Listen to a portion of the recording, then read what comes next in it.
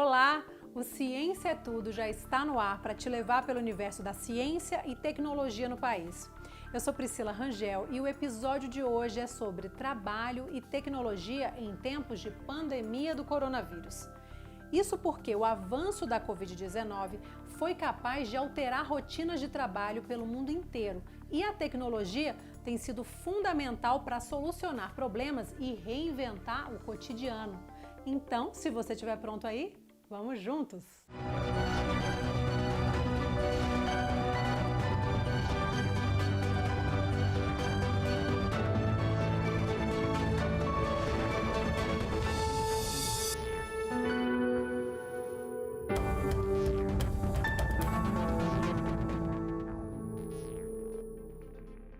Para garantir o acesso de pacientes a cuidados médicos e, ao mesmo tempo, evitar a contaminação dos profissionais de saúde, a telemedicina aparece como alternativa.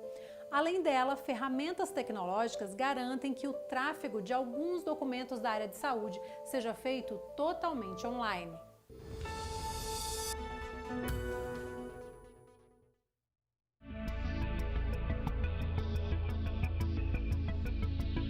O termo telemedicina tem origem na palavra grega tele, que significa à distância. Na década de 1960, por exemplo, médicos da NASA já monitoravam da Terra as funções vitais de seus astronautas no espaço. Hoje, além do monitoramento à distância, a telemedicina proporciona uma série de serviços, como as teleconsultas e as teleinterconsultas, que são as trocas de informações entre médicos. São vários outros serviços, tá? Então nós temos as teleorientações, temos a teletriagem, que eu vou chamar de teletriagem referenciada, nós temos outros telediagnósticos, a teleconsultoria, a teleeducação, outros serviços que não são factíveis ainda como fato hoje, é a chamada telecirurgia. Talvez dentro de 5 anos, a telecirurgia robótica, de uma forma não presencial, possa se tornar cada vez mais comum. Em 2002, o Conselho Federal de Medicina estabeleceu as bases da prestação de serviços através da telemedicina no Brasil, por meio da Resolução 1643. Antes do início da pandemia, ainda estávamos, ou na verdade estamos ainda, usando a resolução de 2002, porque o de 2018 foi revogado. Então, os avanços da telemedicina nesse período de pandemia não foram decorrentes nem da evolução da formação médica, mas foram decorrentes de lei e portaria. A Lei 13.989 ampliou o alcance da telemedicina, autorizando sua prática para todas as áreas de saúde durante a pandemia do novo coronavírus. E para garantir agilidade e segurança na emissão de documentos médicos de forma digital, o ITI, Instituto Nacional de Tecnologia da Informação, lançou um portal para validação de receitas e atestados. Com a regulamentação da telemedicina, nós tínhamos essa lacuna. Como que nós fazíamos a emissão de um documento de saúde? E a nossa contribuição é permitir que os documentos digitais em saúde, eles possam ter mecanismos para que a gente tenha certeza, garantia de que a assinatura está sendo realizada por um médico, de que um farmacêutico está tendo segurança na hora de fazer a dispensação de um medicamento. Por analogia, eu diria que o certificado digital seria o equivalente a uma assinatura com firma reconhecida, onde não se pode negar que tenha sido a própria pessoa que assinou e aquilo tem uma validade. Isso particularmente é muito importante quando nós trabalhamos com a questão de medicamento e principalmente os medicamentos controlados. Além dos cuidados para evitar fraudes em documentos médicos, a telemedicina também enfrenta outros desafios, como a ideia de que a tecnologia desumaniza a relação entre médico e paciente. A maior forma de desumanizar é não oferecer nada, é não oferecer nenhum acompanhamento. Nesse exato momento, a telemedicina talvez seja a forma mais humana de cuidar de alguém em um momento de isolamento. porque eu posso me conectar, eu posso acompanhar, eu posso orientar, eu posso prescrever medicamento. Então esse é um processo importante. Após o fim da pandemia de Covid-19 e, consequentemente, do isolamento social, qual será o futuro da telemedicina no Brasil? Primeiro, telemedicina é irreversível.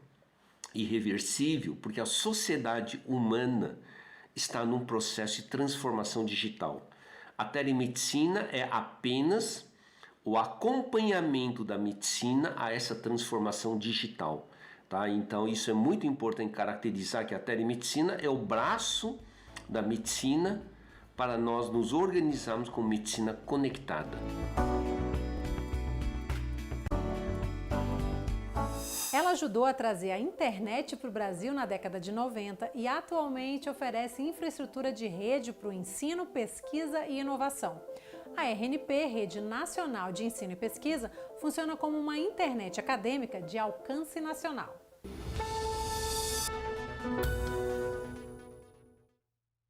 Pois é, quem vai explicar melhor para a gente sobre esse assunto é o diretor-geral da RNP, a Rede Nacional de Ensino e Pesquisa, o Nelson Simões. Nelson, que bom te ter aqui, obrigada por aceitar esse convite. A gente sabe, né, que a RNP tem um trabalho muito importante, e sobretudo quando a gente pensa nesse cenário de Covid-19, né, que são muitas ações aí voltadas para a ciência, a tecnologia, nas universidades. Queria começar que você trouxesse um pouco do trabalho dessa rede e como que isso está convergendo aí nesse cenário de Covid-19. Muito obrigado. Acho que a gente tem um momento único no Brasil, todas as universidades ligadas nessa rede nacional. Você pode pensar como o sistema RNP, né, como uma internet avançada para todas as instituições que fazem educação, pesquisa e inovação no Brasil.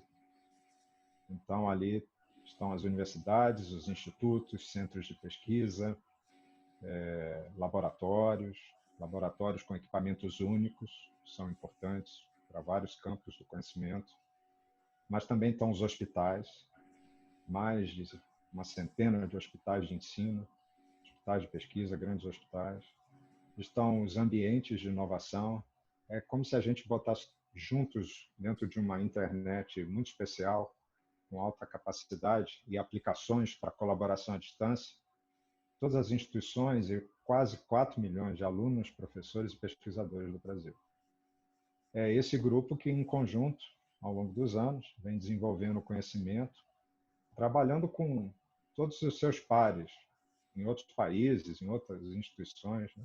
E, nesse momento, estão muito, muito mobilizados, né? Sejam eles aqueles que estão na frente, né?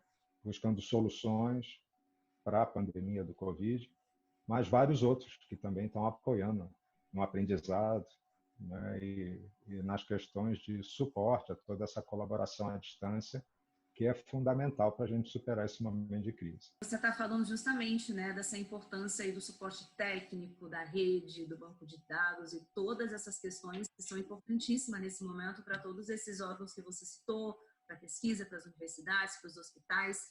O que a gente pode falar de ações que estão sendo realizadas, de parcerias que acontecem nesse momento, que é um momento atípico e que tem precisado mais do que nunca, né, do trabalho de muitas áreas em conjunto? Primeira coisa que foi um resultado de um esforço conjunto nosso, das universidades, dos institutos, logo nos primeiros dias, né, da pandemia, foi aumentar esse espaço que a gente tem de videocolaboração. Para vocês terem uma ideia, a gente tinha cerca de 700 usuários, menos de 1.000 usuários concorrentes em âmbito de Brasil, né, em sessões de colaboração. Isso rapidamente cresceu, a gente chegou a 7.000, não parou, chegou a 15.000, e isso exigiu de todos nós, né, condições, junto com empresas também parceiras, né, de construir essa plataforma para colocar todos juntos, trabalhando em conjunto. E isso serve para a pesquisa, mas em especial serve também para a educação, né?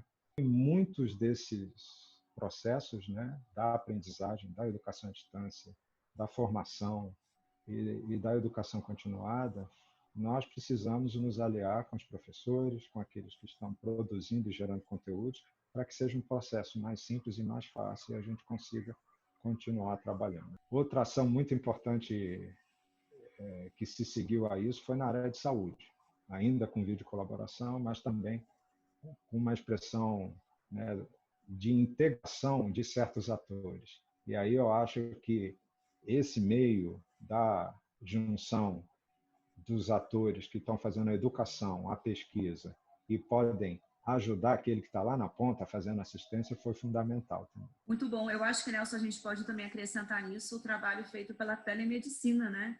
Que é algo que agora está acontecendo mais do que nunca e que precisa desse suporte. Eu queria aproveitar esse gancho para saber quais os maiores desafios que vocês têm enfrentado para conseguir justamente dar esse suporte para essas áreas. Então, nessa área do apoio à educação e à teleassistência também, já existe no Brasil, há mais de 10 anos, uma rede estabelecida entre os principais hospitais, a Rede Universitária de Telemedicina e Telesaúde. Então, esses grupos já vêm colaborando há muito tempo, eles têm grupos de discussão que se reúnem regularmente para cuidar de temas, de novos protocolos, né, de novas técnicas, de ouvir especialistas do Brasil e do exterior, trocar informação, né? Então, quando surge esse momento, essa rede foi fortemente demandada e articulada para se voltar para suportar essas atividades que hoje são as mais importantes na área da assistência primária, especialmente na assistência primária e na formação dos gestores, né?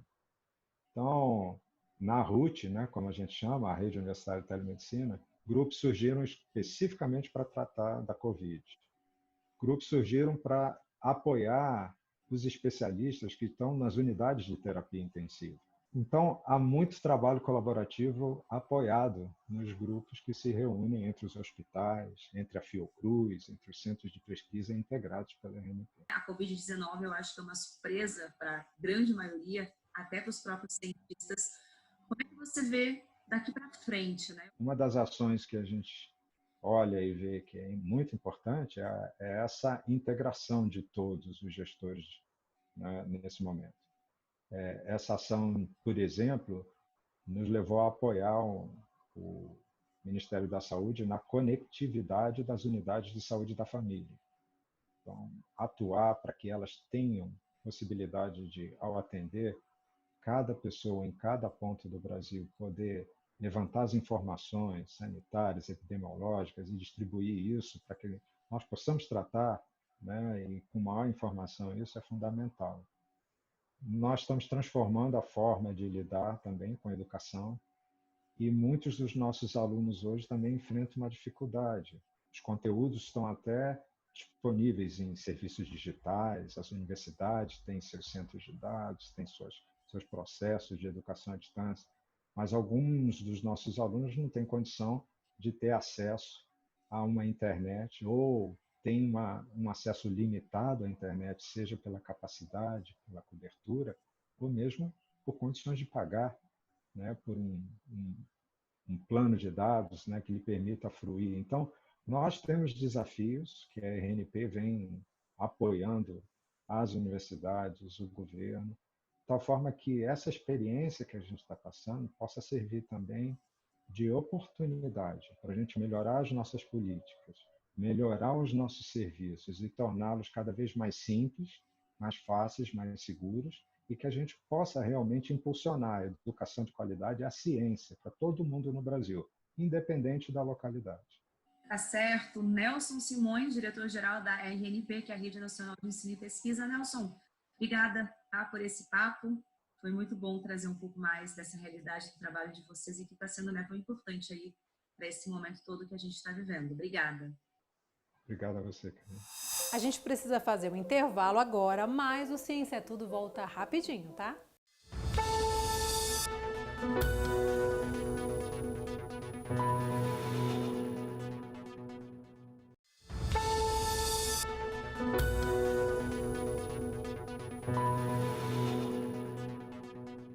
Estamos de volta com Ciência é Tudo. A rotina de um astrônomo envolve laboratórios, agências espaciais, mas também fórmulas e cálculos.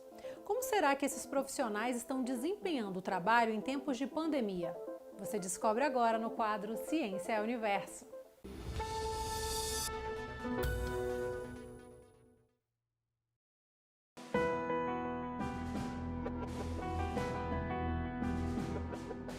Quando a gente pensa na rotina de trabalho de um astrônomo, já imagina logo grandes telescópios, observações do espaço e imagens inacreditáveis do universo. Mas, além deste trabalho presencial em observatórios, laboratórios e agências espaciais, a rotina destes profissionais exige muitas e muitas horas diante de computadores, analisando fórmulas, cálculos para desvendar os mistérios do cosmos. E agora, nestes novos tempos, como eles têm feito para desenvolver as pesquisas? A resposta é remotamente, pelo home office, teletrabalho. Em Minas Gerais, o Observatório do Pico dos Dias, do Laboratório Nacional de Astrofísica, anunciou a suspensão dos trabalhos presenciais durante a pandemia do coronavírus. Alguns projetos foram adiados e muitas missões estão sendo realizadas remotamente. Os observatórios Soar e Gemini no Chile estão com as atividades paralisadas e o Observatório do Pico dos Dias, aqui em Minas Gerais, está funcionando de modo parcial. Então, os efeitos da falta dessa coleta de dados possivelmente vão ser sentidos nos próximos 2 a 3 anos. Outros efeitos que são importantes de serem comentados é que, primeiro, as atividades de pós-graduação estão parcialmente prejudicadas, então isso afeta a parte da pesquisa, sendo efetuada por mestres e doutores. As reuniões científicas também foram todas canceladas. E é de casa que o astrônomo do Observatório do Valongo, no Rio de Janeiro, Tiago Signorini, tem dado continuidade às pesquisas. O nosso trabalho pode ser feito com dados que já obtivemos. Esses dados duram muito tempo. Alguns astrônomos trabalham, inclusive, com dados disponíveis na internet.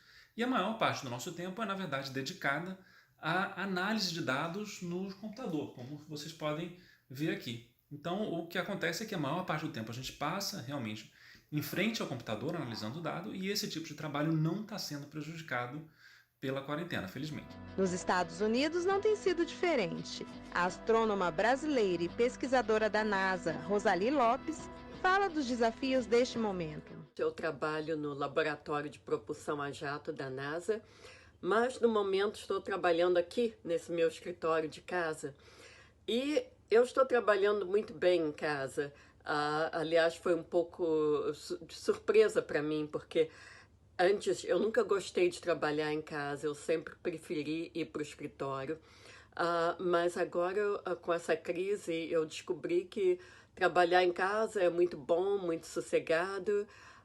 Eu tenho a companhia das minhas gatas, então está indo muito bem para mim. Felizmente, todo o meu trabalho eu posso fazer em casa. E enquanto astrônomos do mundo inteiro trabalham em casa com os dados já coletados sobre o universo, o Museu de Astronomia e Ciências Afins, que fica no Rio de Janeiro, aposta na divulgação científica. As equipes de cientistas têm, de casa, feito lives e divulgado projetos como Marte em Casa. A iniciativa inclui tour virtual pelo museu, além de debates com astrônomos pela internet, até exposições virtuais. Mais informações em www.mast.br.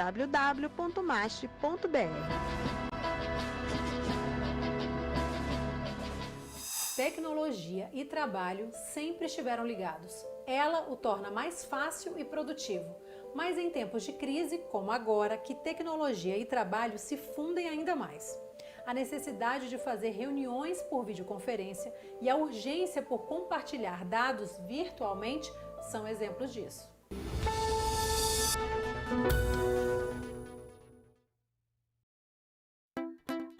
A pandemia do novo coronavírus mudou a rotina de trabalho de muitos brasileiros. A quarentena acelerou o processo de digitalização de empresas de todos os tipos. Serviços como videoconferência, transferência de dados e até o uso de robôs estão se fortalecendo em tempos de isolamento social e trabalho em casa. No Brasil, programas e ferramentas online ajudam aqueles que podem trabalhar de casa. Para algumas empresas, a transformação digital é questão de sobrevivência. Todos tiveram que reinventar suas formas de acessar os seus dados, de acessar os seus aplicativos, de continuar os seus negócios. E esse é o momento que a tecnologia tem desempenhado um papel fundamental em toda essa transformação. Eles encontraram uma forma muito segura, utilizando esse tipo de tecnologia de desktop virtual, para colocar todos os seus aplicativos, os dados que o usuário precisa acessar, entregar isso para o usuário na casa dele com um simples link, e aí o colaborador pode acessar aquilo do tablet, de um computador simples, de um notebook, basta que tenha acesso à internet. No atual cenário, especialistas recomendam o investimento em tecnologia e a adoção dos chamados serviços em nuvem, onde os dados são armazenados de forma remota em sistemas computacionais. Já para a comunicação com a equipe ou com o cliente, existem diversos aplicativos que permitem reuniões e encontros virtuais. A gente utiliza algumas ferramentas para fazer isso. A principal dela é o Google Hangouts, é a ferramenta que mais nos auxilia no dia a dia. Com os clientes, a gente usa algumas outras ferramentas, como Microsoft Teams, como Skype, depende muito do cliente. A gente acaba usando várias ferramentas para fazer videoconferência. Outras ferramentas que nos ajudam muito aqui para transferência de arquivos é o WeTransfer. É uma ferramenta internacional que permite que você envie até 2 GB de maneira gratuita para até 20 pessoas por e-mail. Outra ferramenta que também nos ajuda muito, aí é muito mais ligada ao nosso processo de trabalho, é o Figma, que é uma ferramenta online de compartilhamento de trabalho de design. Então, você consegue ver todo mundo trabalhando ao mesmo tempo. E a última que eu queria deixar uma dica também é a de planejamento de equipe, o Asana. É a ferramenta oficial que a gente usa aqui para organizar os projetos. E eu diria que é a base fundamental para a nossa operação hoje. É lá que a gente coloca toda a conversa dos projetos, é lá que a gente coloca todo o histórico, todas as tarefas, todos os cronogramas, mas de uma maneira visual, muito gostosa de usar e muito prática. Que tal a gente relembrar o surgimento do primeiro antibiótico da humanidade, a penicilina? Ela foi descoberta por acaso em 1928 pelo médico escocês Alexander Fleming. Com o avanço tecnológico, algumas formas sintéticas da substância podem ser fabricadas em larga escala.